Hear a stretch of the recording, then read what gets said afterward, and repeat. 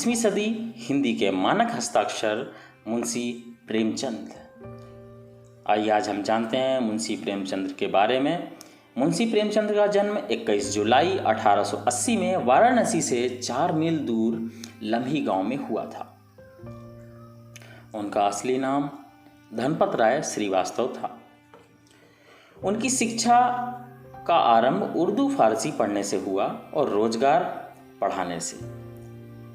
1898 में मैट्रिक की परीक्षा पास करने के बाद वह एक स्थानिक पाठशाला में अध्यापक नियुक्त हुए।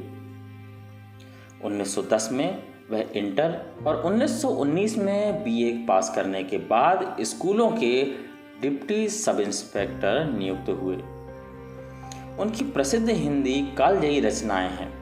अगर उपन्यास में देखें तो सेवा सदन, प्रेमाश्रम, निर्मला, रंगभूमि, गबन, गोदान। उनकी कहानी का संग्रह देखें तो नमक का दरोगा, प्रेम पचीसी, सोजे वतन, प्रेम तीर्थ, 5 फूल, सप्त सुमन। उनका बाल साहित्य देखें तो कुत्ते की कहानी, जंगल की कहानियां आदि। वैसे तो प्रेमचंद्र भारतीय साहित्य जगत में अनेकों रूपों में प्रख्यात हैं। मसलन कुछ उन्हें उपन्यास सम्राट कहना पसंद करते हैं तो कुछ श्रेष्ठ कहानीकार, किंतु मेरे लिए वे दूसरी वजहों से खास हैं। उनमें अव्वल तो यह है कि वे कथाकार से मनोविश्लेषक अधिक हैं। भारतीय जनमानस पर उनकी पकड़ बेजोड़ है और लोक तक उनकी पहुंच असाधारण है।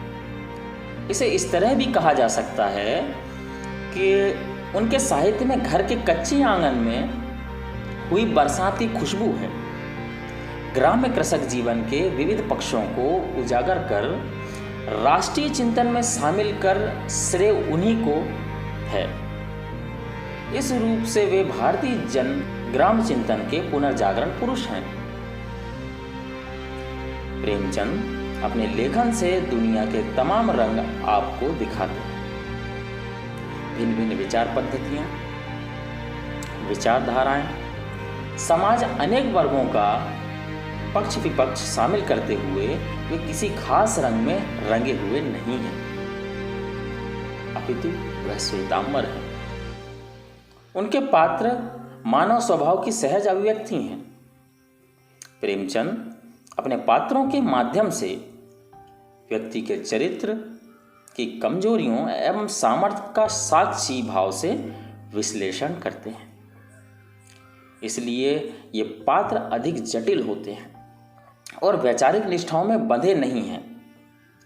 उनमें अनेक परतें हैं, जैसे उनका किसान सहृदय भी है और चातुर्य भी सहेजता है।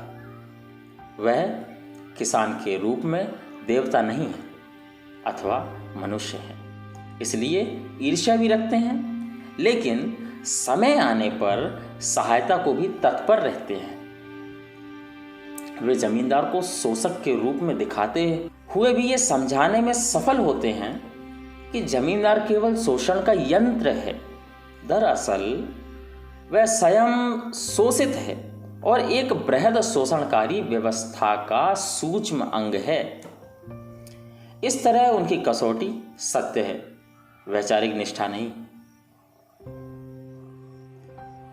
वे साहित्य को रोमानियत की कपोल कल्पना से बाहर लाकर वास्तविकताओं के कठोर धरातल पर रखते हैं, किंतु फिर भी जीवन से मोहभंग नहीं होने देते। जीवन के संघर्ष सौंदर्य को बड़े सजीले अंदाज में श्रृंगार, प्रेम और वात्सल्य से बांध देते हैं। उनका ध्येय साहित्य के माध्यम से राष्ट्र सृजन है, इसलिए वे दास्ता के उस दौर में वे संघर्ष, स्वाभिमान और स्वतंत्रता की वकालत करते हैं। भारतीय आज़ादी के संदर्भ में उनका योगदान ठीक वैसा ही है जैसे अमेरिका में टॉमस पेन और फ्रांस के वेल्टेयर एवं रूसो का है। वर्तमान समय में जब असमानताएं अपना सिर उठा रही हैं, शोषण के अधिक सुविज्ञ उपकरण समाज में शामिल हुए हैं, लोक जीवन हाशिए में चला गया। इस झूठ और वैचारिक रिक्तता के लिए कठिन माहौल में सौंदर्य को खोज लाने वाले प्रेमचंद की जरूरत बहुत ज़्यादा बढ़ गई है। उनकी बौद्धिक नैतिकता को अगर हम में से कुछ लोग अपना सकें तो दुनिया में कुछ बहुत ही अच्छा हम कर सकेंगे। अंत में प्रेमचंद के कथन को आपके चिंतन एवं मनन के लिए छोड़ता हूँ। जिस साहित्य से हमारी सुरुचि न जागे, आध्यात्मिक और मानसिक तृप्ति न मिले, हमें गति और शक्ति पैदा ना हो, हमारा सौंदर्य प्रेम जागृत ना हो, जो हमें संकल्प और कठिनाइयां विजय प्राप्त करने की सच्ची दृढ़ता न हो, वह हमारे लिए बेकार है अथवा ऐसे साहित्य कहलाने का अधिकारी नहीं है। सही मायनों में मुंशी प्रेमचंद ने हमें सच्चा साहित्य क्या होता है इसके बारे में उन्होंने अपने कई उपन्यास कहानियों से हमें बताया, और हम ऐसे ही तथ्य आप लोगों के सामने लाते रहेंगे। हमारे चैनल को लाइक करें, शेयर करें, सब्सक्राइब करें। मैं आपका अपना विनीत सराठे पार्थ एवं आपके सुझाव सादर आमंत्रित हमारी मेल ID parthprakshepan@gmail.com पर। धन्यवाद।